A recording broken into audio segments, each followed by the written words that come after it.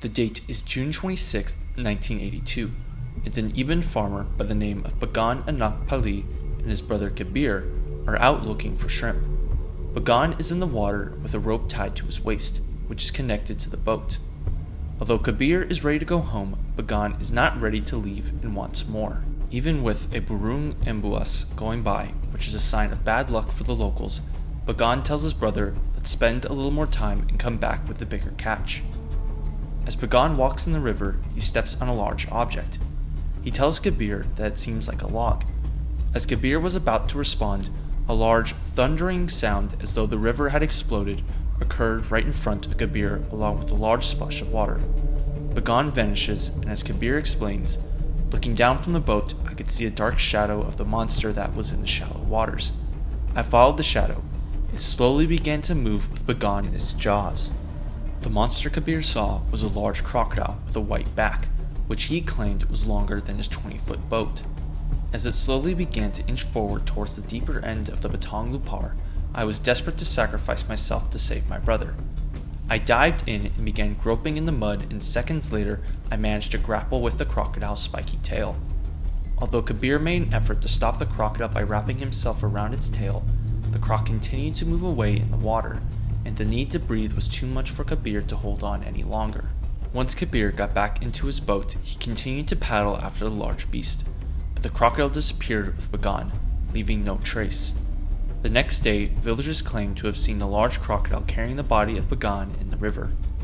Bujang's body was found 5 days after the attack by some hunters, who saw the giant crocodile as well. As James Ritchie explained after interviewing people and reporting on the initial attack, "As we left the scene, we knew that somewhere in the river lurked a killer, a crocodile with a white back measuring 25 feet and with a back as wide as 4 feet. Hard to believe? It was like some riverine version of the movie Jaws." Over the next 10 years, sightings of a large white-backed crocodile continued in the area, and Bujang would unfortunately not be the only victim. On August 2nd, 1982, another Iban villager named Bujang Anak Galaya was killed while paddling his boat by a large crocodile, which apparently rammed into the boat, causing the man to fall into the water. The crocodile then grabbed him by the hand and dragged him off. Although this was a different crocodile from Bujang Senang, it was after this death that a serious effort was called to kill man-eating crocodiles. In October of the same year, Operation Boya Ganas was set into motion. With the combined efforts from multiple departments ranging from marine police to crocodile catchers, this group armed with guns, mines, and grenades was set to stop the problem once and for all. During this time, it was claimed that Bujang Senang was speared by a crocodile catcher, and a struggle ensued for an hour. The catcher claimed once he hit the crocodile with the spear, he was in the fight for his life. "I had tied the loose end of the rope attached the harpoon to the prow of the sampan. When I hit the target, the reptile tried to escape. It was very powerful because it dragged the boat against the current. At times it would sink and I didn't know what to do.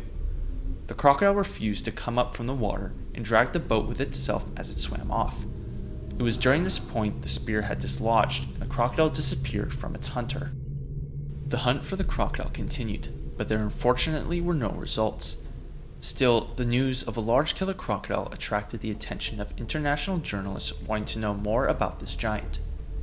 On November 3rd, 1982, a suspected 15-foot man-eater was killed in the same area Abang was killed in, but some feared that this would only cause further problems. Some locals believed that killing this 15-footer would only lead to more deaths, as the crocodiles in the area would take revenge. Some predicted that all the crocodiles in the state would be on the warpath, predicting that many people would be killed. This so-called prophecy was even debated in the state legislative assembly. As for Bujang Senang, he was seen over the next couple years, but all attempts to capture him failed. The next attack tied to Bujang Senang occurred on September 27, 1984. An Iban by the name of Bujang Anak Apong was killed while looking for shrimp. While he was in his boat, a large crocodile rammed his boat, which caused it to capsize. After falling into the water, a giant crocodile grabbed him, and Bujang met a cruel fate. The men who saw the attack could only watch helplessly as they could not do anything. The villagers alerted 6 hunters back in the longhouse, who armed themselves and rushed to the scene in a futile attempt to rescue Bujang. When they arrived, they found the reptile tossing its prey about in midstream of the 1.6-kilometer river. The hunters pursued the crocodile for 6 hours with the intent to kill it, but did not take a shot due to them wanting to make sure they could get a killing blow. Towards the end of their hunt, they finally took a shot. They were within 10 feet of the beast and fired twice. Both shots hit the crocodile, but it only flinched.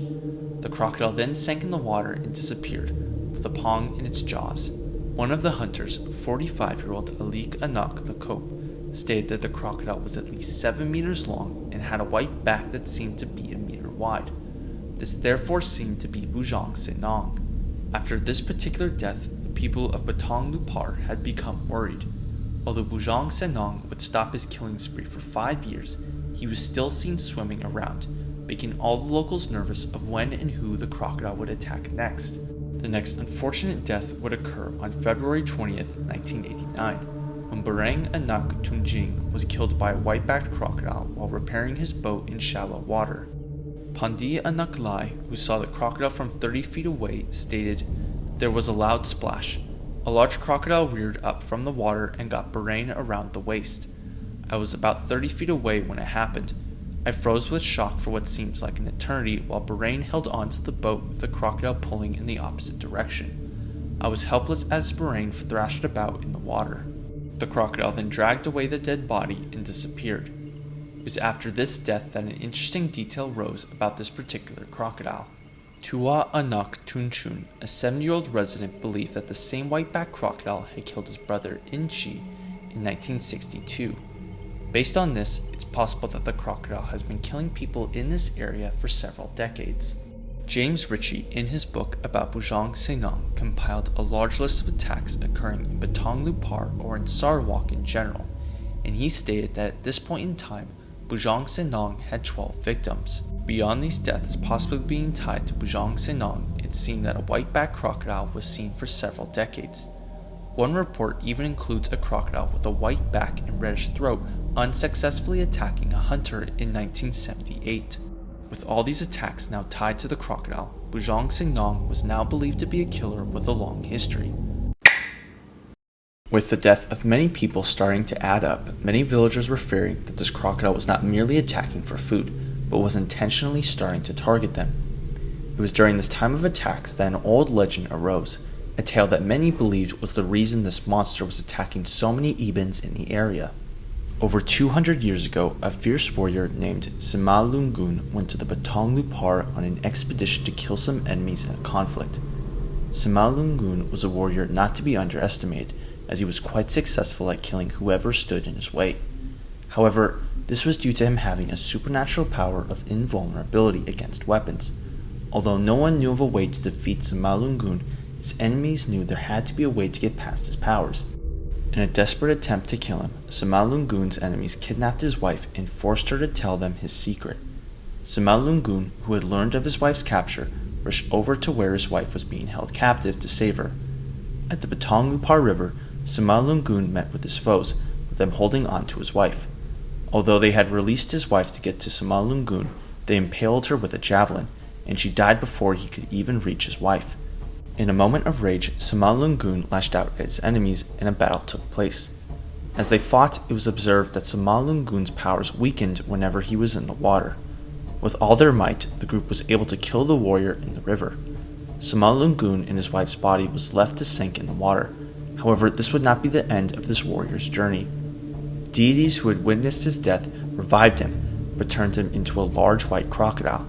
It was at this moment he started a personal vendetta to kill all of those who killed him and their descendants. This was the moment Bujang Senang was born. With several decades of terrorizing the people of Sarawak, Bujang Senang would kill his final victim on May 21, 1992. Dayang Anak Bayang was traveling with her mother, Umay Anak Rayang, and her father Bayang Anak Sapit back to their farm. As they traveled, they encountered a river crossing they would normally take, but it flooded due to the high tide. Although Bayang wanted to wait for the tide to go down, Dayang wanted to continue anyway. Bayang left to go home and left the two women behind to travel on their own. Although Dayang had initially crossed the stream on her own, she crossed it again to help her mother get across. As Dayang put out her hand to assist her mother, Bujang Senang appeared and grabbed Dayang with his jaws. Umai held onto her daughter and screamed for help. She even grabbed a floating tree branch and hit the crocodile several times, but Bujang Senang swam off with Dayang. Bayang heard the commotion and he, along with several other farmers, took off after the crocodile. Dayang's brother, Ani Anak Bayang, was fishing in Sungai Pelaban further downriver when he was informed about the attack. Armed with a shotgun, he paddled upriver to the spot and saw the crocodile with his sister in its mouth. The reptile was moving upriver. He quickly shot twice, but nothing happened.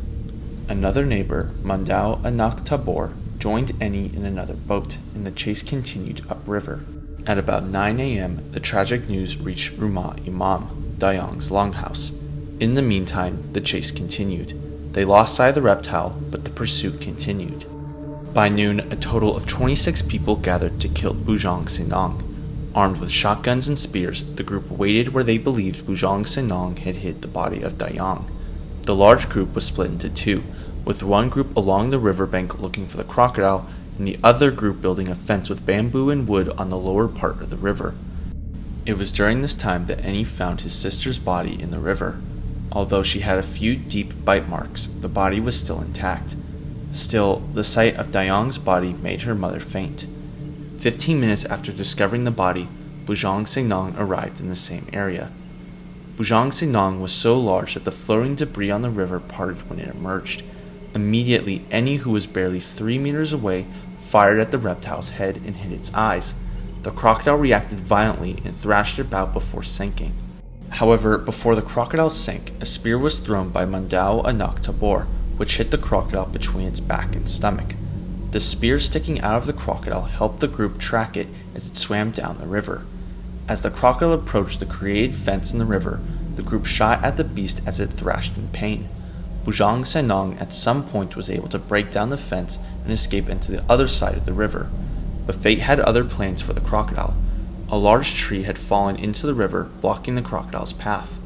Realizing the crocodile was stuck at the tree, Sidi Anak Iman shot at the crocodile's head and neck at close range. Bujang Senang then swam back up the river to escape. Seeing the spear still sticking from the reptile's back, Mandao grabbed the tempuling and pushed it deeper into the crocodile's body. But the reptile did not move. He took another spear and tried to stab at the monster, but the spear had just bent. After a fierce struggle, Bujang Senang opened his jaws wide and made a sound resembling a roar. As it opened its jaws, Sidi, Eni, and Mandao fired simultaneously into the crocodile's gaping jaws. In a last show of ferocity, Bujang Senang thrashed around violently and attacked any and all things around it. The crocodile ended up biting a tree stump, but it was too weak to release its jaws from the stump. Bujang Senang, a crocodile which was suspected of terrorizing Sarawak for several decades, had finally met his match and died at 12:45 p.m. Sidi was the first to get to the reptile. Out of anger, he chopped its neck with a parang. Eni and Jegok followed suit and continued to hack at the beast. At least 24 men then tied the crocodile, and after releasing its mouth that was stuck to the stump, hauled it onto a boat and headed for the mouth of the Pelaban. Because the tide was very low, they had to physically haul the boat for almost 4 hours. The body of the crocodile was laid out, and it was apparent to many that were there that this was the beast that terrorized Sarawak for so long. Along with the crocodile's huge size, it was revealed to have a massive white back, just like what was claimed in multiple reports. For the villagers along the Batong Lupar River that day, a sense of happiness yet sorrow echoed in the area. After decades of deaths, a killing machine was finally put down, but a woman still died. However, sometime later, a strange realization was made which almost confirmed the legend tied to this crocodile. Dayang was actually the sister-in-law to Bangan, the victim from 1982, and Inchi, the victim from 1962, was a nephew of Bahrain, the victim from 1989. To add on to this, the famous bird that flies by and is a sign of bad luck, the burung embuas, was heard before 2 of the attacks. The first one was before Bangan's, and the second was before Bahrain's. There are a few meanings tied to this call, but we can summarize it with 2 meanings given the context of these attacks. One is, if you hear the voice of the embuas from the left side of the path when you reach a gathering of warriors during a war expedition, it is not a good omen. It indicates that you will be very tired during the battle, and will not be able to kill your foe. And the other definition is, if a person on his way to any assignment hears the Ibans at noon, he will have to turn back. Failing to do so would result in sickness or death. With these two definitions in mind, was it possible that the Ibans was truly trying to warn these men of their fate, and knew they were descendants of the warriors who killed Sumalungun? While we will never know if the supernatural side of this crocodile story was true, it was apparent that a giant crocodile did terrorize this area, and that the threat was put to an end. After the dead body of the crocodile was laid out, a longtime expert of crocodiles, Johnson Jong of Jong's Crocodile Farm, was the one given the task to measure this monster. The measurement officially came out to be 19 feet 3 inches long, with his weight suspected to be more than 2,000 pounds. Jong also believed the crocodile to be around 50 years old while looking at the body. Although Bujang Senang was not as huge as what initial estimates claimed, he was still a massive animal, and one of the longest crocodiles ever measured. Just like what was claimed for many years, the crocodile had a huge white back, but what exactly caused this color? While the exact reason was never looked into, it is very likely genetic. Several crocodilians are known to be albino or leucistic, with a piebald morph being possible too. This type of strange coloration has even been seen recently with the saltwater crocodile from Australia. However, colorations like this are extremely rare. Several pictures of the crocodile were taken with the group of villagers involved with the death of Bujang Senang. These pictures spread throughout several newspapers stating that a true killing machine was finally put down. After taking some time to examine this giant, the body of the crocodile was completely dismembered. The stomach of the crocodile was cut open, which had stones, horns, nets, unidentified bones and a ball of hair, ring-shaped objects, and other garbage inside it. No obvious human remains were found. Unfortunately, the body of this giant was completely discarded, and the only thing that remained of Bujang Senang was his skull. During the preservation of the skull, it was observed that it had a lot of insignificant scratches and cuts, but there are some holes in the skull of Bujang Senang if you observe it. The skull was given to Johnson Jong and displayed in Jong's Crocodile Farm with the gun and bullet that killed the man-eater on display with it. Although the pictures of this monster and its skull are all that's left to examine, no one would ever expect the scientific significance and controversies that would follow. Before I speak about the skull itself, let me explain some crocodilian morphology and scientific history. For a very long time, it was stated that a crocodile's head length, specifically the dorsal cranial length shown here, made up about 1/7 of a saltwater crocodile's body. However, as more larger individuals were examined over time, it was believed that this only worked for animals under 5 meters. Once they get past this length, the head makes up about 1/8 of the body, and past 5.5 meters, it's about 1/9. Of the 3 20-foot crocodiles we know of with a high degree of evidence to back their existence, they all had a ratio of around 1:9. While the skulls of these individuals were long, they are not the longest we know of. Several longer skulls have been recorded, and the longest previously known one is from Cambodia and currently in the Paris Museum of Natural History. This skull has a length of 76 centimeters, or just under 30 inches. However, given the fact skulls can shrink by about 4% over time, the skull could have had a true length closer to 79 centimeters. While we do not know much about this crocodile or its size, given the length of the skull and the 1:9 ratio associated with very large saltwater crocodiles, the estimated length of this individual is believed to be around 23 feet, give or take. It is this notion of larger crocodiles having a ratio of 1:9 that has led many to believe that many of these larger croc skulls belong to individuals of around 23 feet. So what does Bujang Senang have to do with all of this? Well, it all starts with this picture. In the corner is a list of measurements which states the largest saltwater crocodile skull in my opinion in the world, with a dorsal cranial length of 77.2 centimeters. If this was true, this would make it 1 centimeter longer than the Paris skull, making Bujang Senang the new record holder. To add more credibility to these measurements, the man in the photo, who also put his signature next to these measurements, is George Craig, a famous crocodile hunter who currently houses the largest crocodile in captivity, Cassius. George Craig's ability to measure crocodile skulls was even trusted in the well-regarded paper Who's Got the Biggest, which examines large crocodile skulls. The question was, however, why was this skull not included in this paper? In fact, why was this skull never mentioned in any legitimate publications? This is where I come into play, and if you want to learn more about the tedious verification process of this skull, you can watch my video about it, but here's the shorter version of it. After discovering the picture of Craig with the skull on an online forum, I asked one of the authors of Who's Got the Biggest, Rom Whitaker, if he knew of any information of the skull. While Whitaker was not too sure of its validity, he sent me measurements he received from an informant named Remy Jalowizek, who stated a farm manager of Zhang's crocodile farm, Dennis Yang, got a measurement of 78.74 centimeters. With another supposed measurement being longer than the Paris skull, it seemed evident that this was a record breaker, but I still wondered why Craig didn't report this skull to more people. With the help of John Brugan, I got in touch with Craig's grandson, Tootie Scott, who explained to me the circumstances of the measurement. When Craig measured the skull, it was still in its glass case, and Craig's hands had to reach under the case and do the measurements in a very awkward fashion. Due to this, Craig was not confident in his measurements and did not send them to anyone to use for any studies or papers. With all the speculation and uncertainty I learned of during my time investigating the skull, I finally wanted things to be concrete. I emailed Zhang's crocodile farm to not only take detailed measurements of the skull, but to also videotape or photograph the measurements so that this could be verified. On March 13th, 2024, all this speculation had finally been put to an end.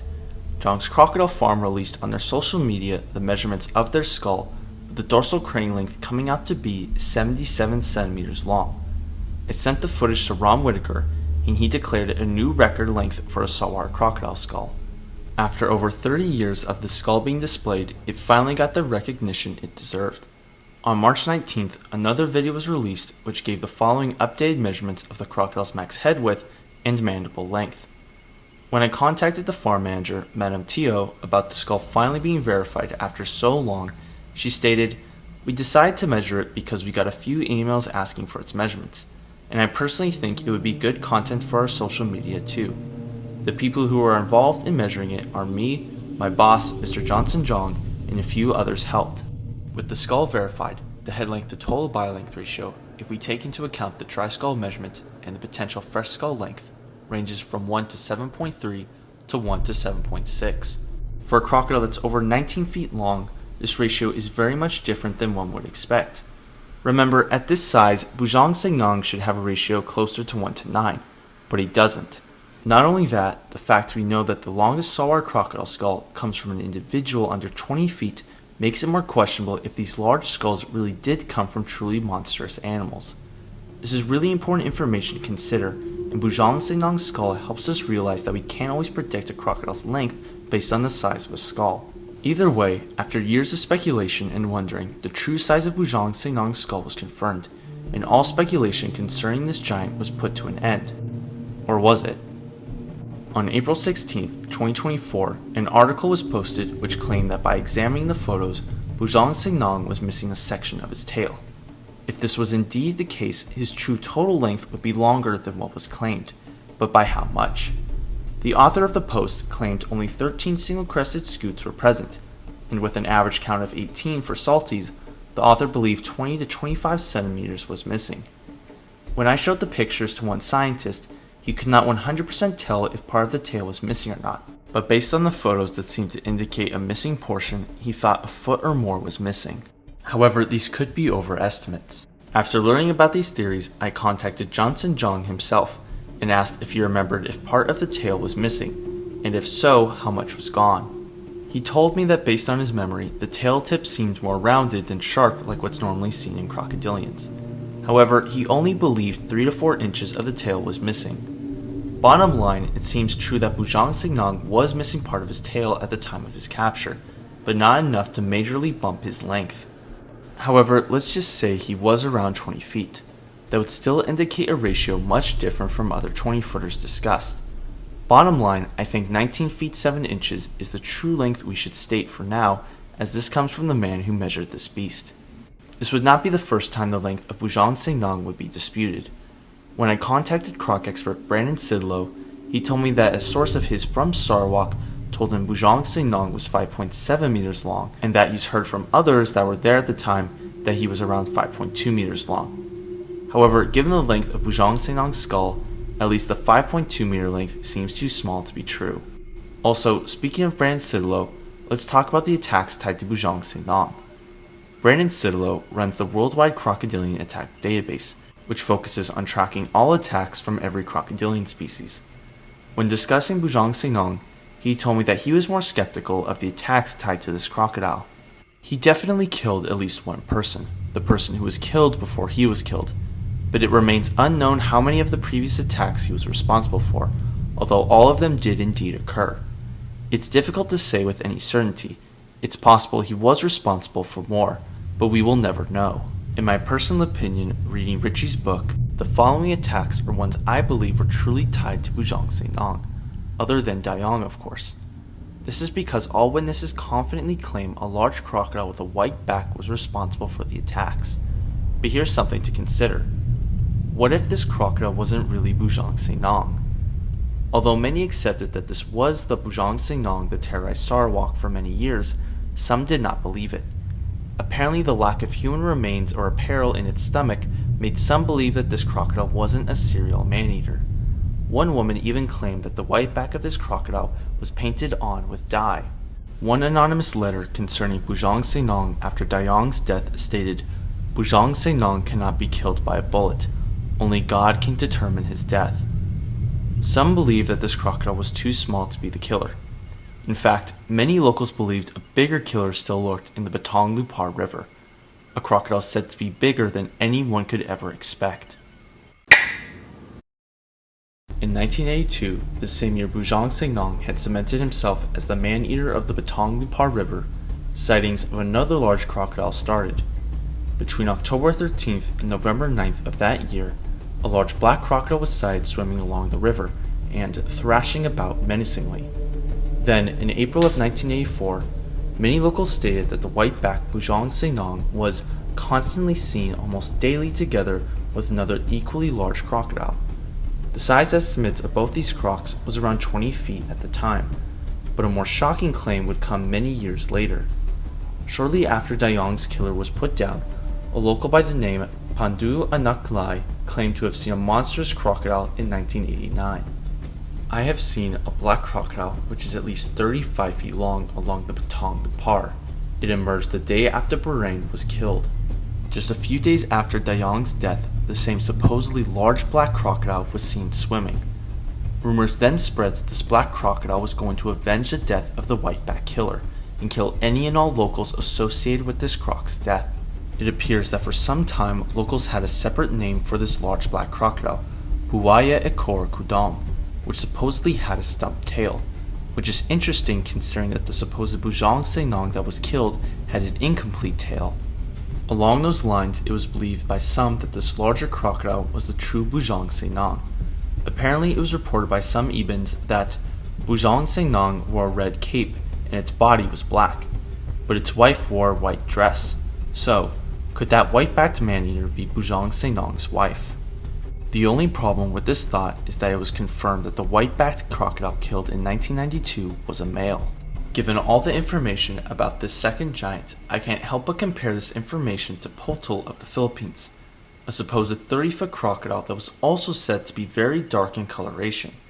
Just like the black crocodile, Potol was said to hang out with Lolong, the 20-footer caught in 2011. Not only that, it was said that Potol was the true man-eater and that they caught the wrong crocodile. So what can we get out of this? Well, I think it is strange that within the last 40 years there have been 2 occasions of a pair of large saltwater crocodiles hanging out together.